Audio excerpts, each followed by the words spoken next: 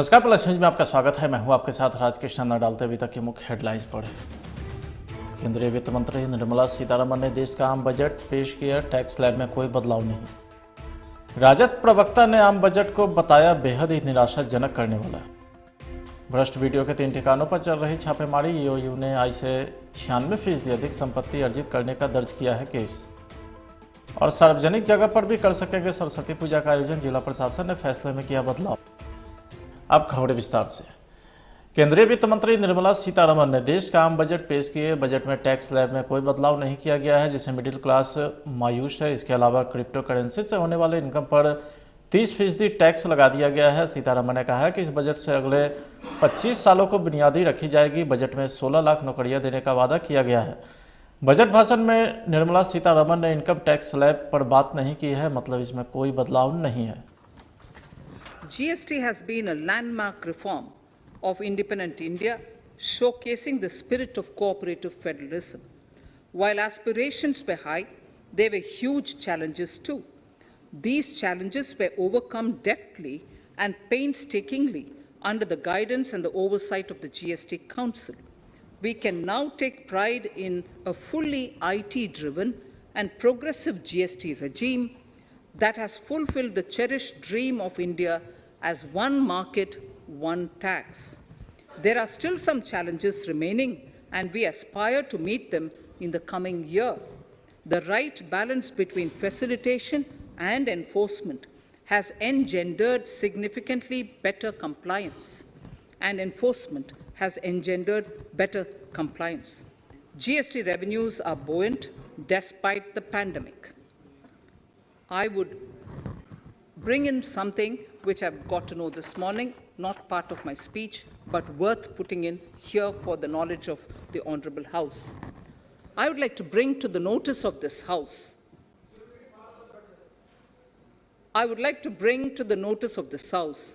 that the gross GST collections for the month of January 22 are rupees 1,40,986 crores. Which is the highest since the inception of GST. This has been possible due to rapid economic growth, recovery, post-COVID.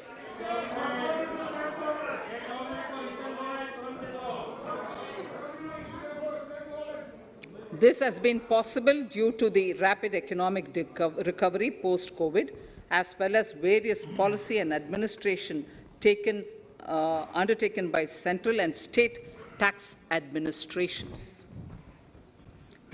Introduction of a central bank digital currency will give a big boost to digital economy. Digital currency will also lead to a more efficient and cheaper currency management system. It is therefore proposed to introduce digital rupee using blockchain and other technologies to be issued by the Reserve Bank of India starting 2022 and 23. Digital currency से income पर 30% tax लगाया गया है। इसके अलावा virtual currency के transfer पर 1% TDS भी लगेगा। सरकार ने कॉर्पोरेट टैक्स को 18% से घटाकर 15% करने का ऐलान किया है। दिव्यांग को भी राहत का ऐलान दिया है। निर्मला सीतारमण ने कहा कि राज्यों की मदद के लिए 1 लाख करोड़ रुपए भी दिए जाएंगे। इसमें राज्यों को 50 साल के लिए बगैर ब्याज कर्ज भी दिया जाएगा। डिजिटल करेंसी को इसी वित्त वर्ष से लागू किया जाएगा। Honorable Speaker, sir, in recent years, digital banking, digital payments, and fintech innovations have grown at a rapid pace in the country. Government is continuously encouraging these sectors to ensure that the benefits of digital banking reach every nook and corner of the country in a consumer-friendly manner. Taking forward this agenda and to mark 75 years of our independence, it is proposed to set up 75 digital banking units in 75 districts of the country by scheduled commercial banks. The financial support for digital payment ecosystem announced in the previous budget will continue in 22-23 as well. This will encourage further adoption of digital payments. There will also be a focus to promote use of payment platforms that are economical and user-friendly. Budget 2022 में ऐलान किया गया है कि north east के विकास के लिए योजना लॉन्च होगी। इससे वहां के लोगों का जीवन स्तर सुधरेगा। A new scheme, Prime Minister's Development Initiative for the Northeast, will be implemented through the Northeastern Council. It will fund infrastructure in the spirit of PM Gati Shakti and social development projects based on felt needs of the Northeast. This will enable livelihood activities for youth and women, filling the gaps in various sectors. It will not be a substitute for existing central or state schemes. While the central ministries may also post their candidate projects, priority will be given to those posted by the states. An initial allocation of 1,500 crores of rupees will be made, and the initial list of projects is given in Annexure 1 of my speech. Our vision to improve the quality of life of citizens in the most backward districts of the country through Aspirational Districts program has been translated into reality in a very short span of time. 95% of those 112 districts have made significant progress in key sectors such as health, nutrition, financial inclusion, and basic infrastructure. They have surpassed even some of the state average values.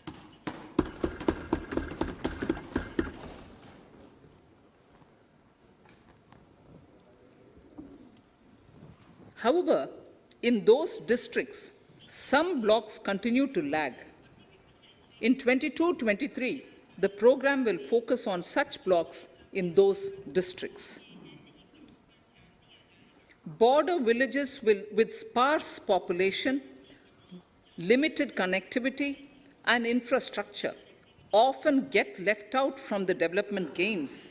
Such villages on the northern border will be covered under a new Vibrant Villages program.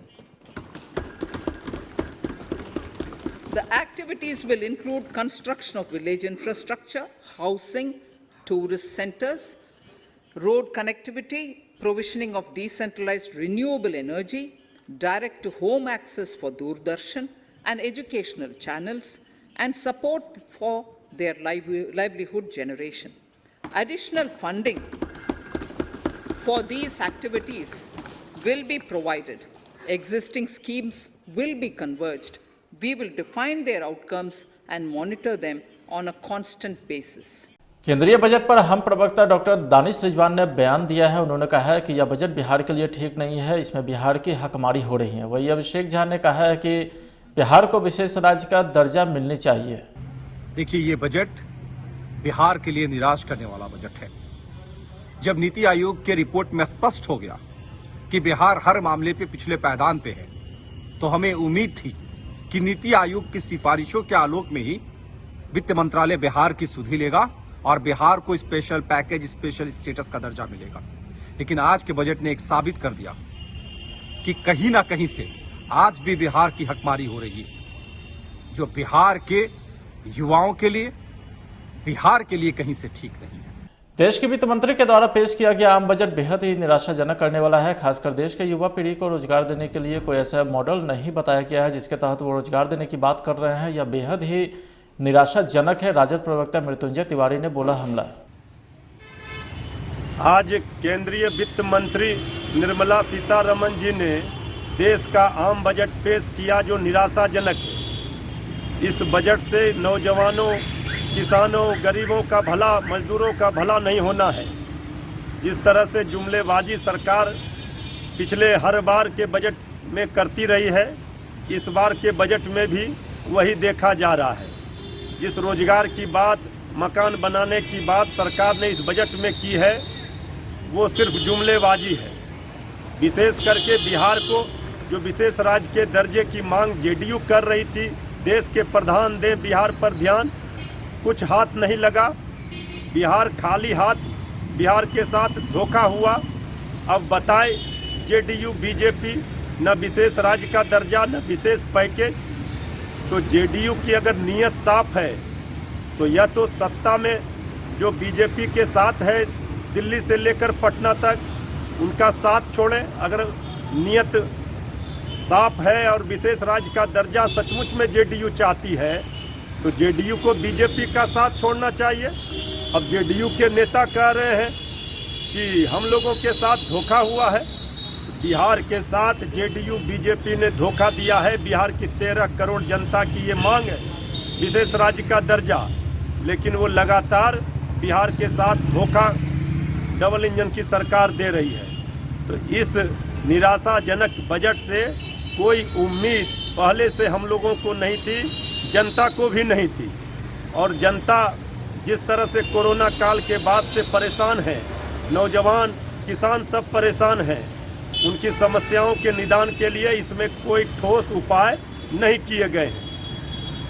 Bharatiya Janata party के प्रदेश प्रवक्ता अरविंद कुमार सिंह ने कहा है कि गरीब, दलित, पिछड़ा, युवा, महिला और किसानों को आत्मनिर्भर बनाने वाला यह आम बजट रोजगार, आत्मनिर्भर भारत को इस बजट से बढ़ावा मिलेगा। इस देश के प्रत्येक तबका और किसान, युवा, महिला सभी को स्वयं आत्मनिर्भर बनाने वाला यह बजट है। यह देश का आम बजट गरीब, महिलाओं, युवाओं और किसानों की विकास और आत्मनिर्भर बनाने वाला बजट है। यह देश जब 100वां साल में पहुंचेगा तो आत्मनिर्भर भारत के रूप में उभरेगा और पूरे दुनिया में 1 नंबर पर होगा। ये उस योजना की बजट है। ये बजट पप्पुओं के समझ की बाहर की बजट है और दुर्भाग्य है हमारे इस राज्य का कि इसमें ऐसे एक मानव संसाधन राज्य मंत्री रहे हैं जिनको ये बजट समझ में नहीं आ रही है और उनकी जैसी भावना है वैसा ही वो देख रहे हैं। वो भावना, कलंकित भावना से ग्रसित व्यक्ति जब इस बजट को देखेगा उनको ये बजट समझ में नहीं आएगा। ये बजट युवाओं, महिलाओं, गरीब, किसान, दलितों, पिछड़ों और रोजगार उन्मुखता का ये बजट है। ये आत्मनिर्भरता का बजट है। यह भारत को आत्मनिर्भर बनाने वाला बजट है। ये देश के प्रत्येक व्यक्ति को स्वरोजगार देने वाला बजट है। ये बजट को समझने के लिए पप्पुओं का दिमाग नहीं, एक बड़ा वैज्ञानिक दिमाग चाहिए। वहीं आम बजट पर जदयू प्रवक्ता के बयान के बाद बीजेपी प्रवक्ता अखिलेश सिंह एक बार फिर से हमलावर दिखे। उन्होंने बीजेपी के प्रवक्ता पर जमकर हमला बोला है। जनता दल यूनाइटेड के परिवार के नए मेहमान आजकल एक ही प्रयास में लगे हुए हैं, किस प्रकार से संबंध बिगाड़ा जाए। रोज कोई न कोई नया ज्ञान उनको होता है। अब बजट को बड़े बड़े अर्थशास्त्री अभी अध्ययन ही कर रहे हैं, किसी ने ठीक से देखा नहीं, किसी ने ठीक से पढ़ा नहीं। बिहार के साथ अन्याय उनको दिख गया। मैं कहता हूं कि थोड़ा सा सब्र रखें, गठबंधन ठीक ढंग से चल रहा है, जरा इसका ख्याल रखें। और मैं उनसे विनती करना चाहता हूं कि बजट को ठीक से पढ़ें। और यदि मुझे यह विश्वास है और मुझे यह लगता है कि पहले भी बजट को ठीक से पढ़ने का उनको इसका इल्म होगा और फिर से ठीक से पढ़ पाएंगे। एक भ्रष्ट वीडियो के ठिकानों पर आर्थिक अपराध इकाई की छापेमारी जारी है। वीडियो के 3 ठिकानों पर निगरानी ने रेड मारा है। निगरानी के मुताबिक सीतामढ़ी के बाजपट्टी प्रखंड विकास पदाधिकारी संजीत कुमार के खिलाफ ईओयू ने आज से 96% अधिक संपत्ति अर्जित करने को लेकर 31 जनवरी को केस किया था, जिसके बाद कोर्ट से सर्च वारंट लेकर वीडियो के पटना जिला के गोपालपुर थाना अंतर्गत अब्दुल्ला चक स्थित आवास, धनरुआ के ननौरी स्थित पैतृक आवास, बाजपट्टी स्थित कार्यालय और आवास की तलाशी ली गई। 2 दिन पहले पटना जिला प्रशासन ने सार्वजनिक स्थानों पर सरस्वती पूजा के आयोजन पर रोक लगाने का आदेश जारी किया था। अब इस आदेश में प्रशासन ने बदलाव करते हुए पूजा के आयोजन की अनुमति दी है। नए आदेश के मुताबिक पूजा समिति अब सार्वजनिक स्थानों पर पूजा का आयोजन कर सकता है। हालांकि इसके लिए प्रशासन ने कुछ शर्तों का पालन करना अनिवार्य कर दिया है। जिस तरह से प्रशासन ने सरस्वती पूजा के आयोजन पर रोक लगाने का फैसला किया था, उसके कारण न सिर्फ प्रतिमा बनाने वाले कलाकार बल्कि उससे जुड़े तमाम लोगों में निराशा थी। खबर राजधानी पटना से निकलकर सामने आ रही, जहां पर पटना सिटी के कैमस शिको में एक व्यक्ति की गोली मार दी गई है, जिसके बाद उसे घायल अवस्था में निजी अस्पताल इलाज हेतु ले जाया गया मामला चौक थाना के काम्या शिको की है, जहां पर रंजीत चौधरी नामक एक व्यक्ति अपने कुत्ते के साथ घूमने के लिए बाहर निकला था। उसी दौरान एक ही बाइक पर सवार 3 अपराधी जो हेलमेट पहने हुए थे, उन लोगों ने रंजीत चौधरी को गोली मार दी और सभी अपराधी बाइक से फरार हो गए। घटनाक्रम क्या है सर, कैसे गोली मारी गई, कौन गोली मारने वाला है? चौक थाना क्षेत्र में गोली के मारने का मामला प्रकाश में आया है, क्या पूरा मामला है? एक रंजीत चौधरी को गोली लगी है और वो इलाजरत है राजेश्वरी हॉस्पिटल में। अभी पूरी जानकारी नहीं मिली है किसने गोली मारी है और क्यों गोली मारी गई है। हम लोग छानबीन में लगे हुए हैं, छानबीन के पश्चात। प्रथम दृष्टया क्या लग रहा है, किस कारण मारी गई? नहीं, अभी कुछ भी बताना संभव नहीं है। अभी कितनी की संख्या में अपराधी लोग थे? यह भी नहीं पता चल रहा है कितना। कहाँ की घटना है सर ये चौक थाना की? ये कौवा को बगीचा की घटना है। कितनी गोली मारी गई है सर? डॉक्टर बता रहे हैं कि 4 गोली तो लगा है उसके शरीर में। क्या करते थे रंजीत ये? रंजीत जी तो कुछ नहीं बता रहे हैं कि हम कुछ नहीं करते थे। पहले ये शंकर पटेल मर्डर केस में चार्जशीटेड है। तब कुछ कार्रवाई में कुछ सीसीटीवी फुटेज आसपास का कुछ? हाँ, वो वीडियो पर बुलाया गया है, वो हम लोग छानबीन कर रहे हैं। अपराध कर्मी का पता लगाने का कोशिश कर रहे हैं। औरंगाबाद अंबा पथ में हुई सड़क दुर्घटना में एक व्यक्ति की मौत इलाज के दौरान हो गई है। मृतक की पहचान बिजहड़ गांव निवासी सुरेश मेहता के रूप में की गई है। पता चला है कि देर रात घर से टहलने के लिए निकले हुए थे। इसी बीच सड़क पार करने के क्रम में एक बोलेरो वाहन ने जोरदार टक्कर मार दी, जिससे वे गंभीर रूप से घायल हो गए। जिसके बाद परिजनों ने उसे इलाज के लिए सदर अस्पताल में भर्ती कराया, जहां इलाज के दौरान उसकी मौत हो गई। रंजीत कुमार। क्या मामला था इसमें? मामला था कि मेरे पिताजी कुछ दिन पहले मतलब बारून थाना में होमगार्ड थे। अभी कुछ दिनों से मतलब तबीयत खराब रहने के चलते घर पे थे और वो कहीं जा रहे थे। इनके कारण मतलब अचानक किसी गाड़ी से टक्कर होने के कारण उनकी मौत हो गई। किस जगह को हुआ? विजय है।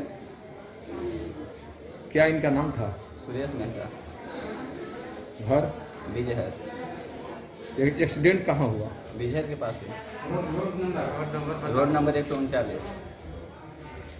क्या चाहते हैं आप लोग आगे? हम यही चाहते हैं कि जो सरकार से सहायता मिले, ताकि हमारे घर में इन्हीं के भरोसे सारा कुछ चलता था। मौत घटनास्थल पर हुआ था कि सदर हॉस्पिटल में हुआ है? मौत तो सदर अस्पताल में ही हुआ है।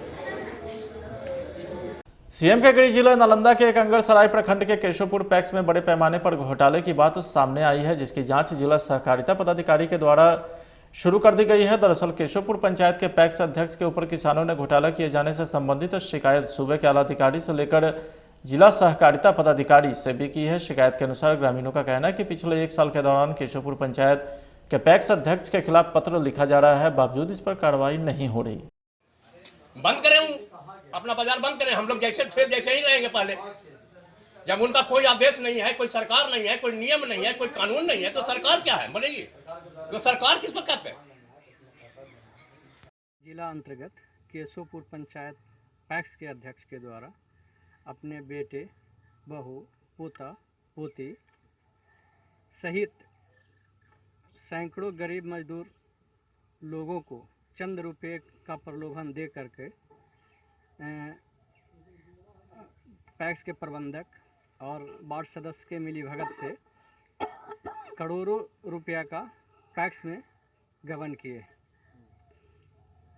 और इसके लिए हमने जांच के लिए जिला सहकारिता पदाधिकारी, प्रखंड सहकारिता पदाधिकारी सहित कई वरीय अधिकारी को आवेदन दिया।